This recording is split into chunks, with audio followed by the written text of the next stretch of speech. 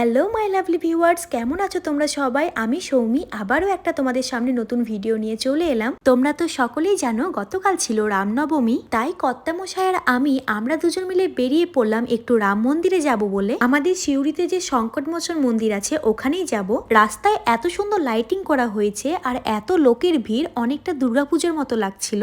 জানো তো, ছোটবেলায় যখন সিউড়ি নাচ শিখতে আসতাম তখন এই মন্দিরটা তৈরি হয়নি, শুধু এই গাছটা ছিল আর একটা সাধু বাবাকে দেখতাম এই গাছটাকে পুজো করত। তারপর কিছু বছর পর হনুমানের মন্দিরটা তৈরি হয় আর এখন তো মন্দিরের মধ্যে শিব ঠাকুরও আছে আবার রামও আছে। ছোটবেলায় যতবার এই জায়গাটা দেখেছি কখনো ভাবিনি যে এখানে এত সুন্দর একটা মন্দির হবে। দেখো কত সুন্দর করে সাজানো হয়েছে। সবাই বলো জয় শ্রীরাম। রামনবমী হলো শ্রীরামের জন্মতিথি, যা ন্যায়, সত্য ও ধর্মের জয়ের প্রতীক। আমাদের হিন্দু ধর্মে রাম একজন জনপ্রিয় দেবতা। আমরা সকলেই জানি রাম বিষ্ণুর সপ্তম অবতার। হিন্দু ধর্মগ্রন্থগুলিতে তাকে অযোধ্যার রাজা বলে সম্বোধন করা হয়েছে। সারা দেশে ভক্তি ভরে উদযাপিত হয় এই পবিত্র উৎসব।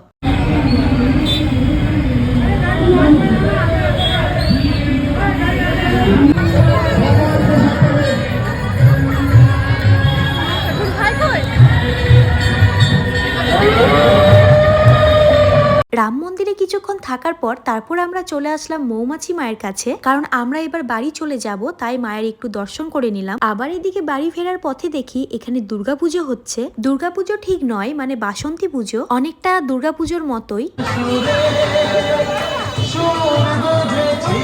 আজকের সন্ধ্যাটা বেশ ঠাকুর দর্শনে ভালোই কাটলো। আর তোমরা আজকে কে কে ঠাকুর দেখতে বেরিয়েছো অবশ্যই কিন্তু কমেন্টে জানিয়ে যেও।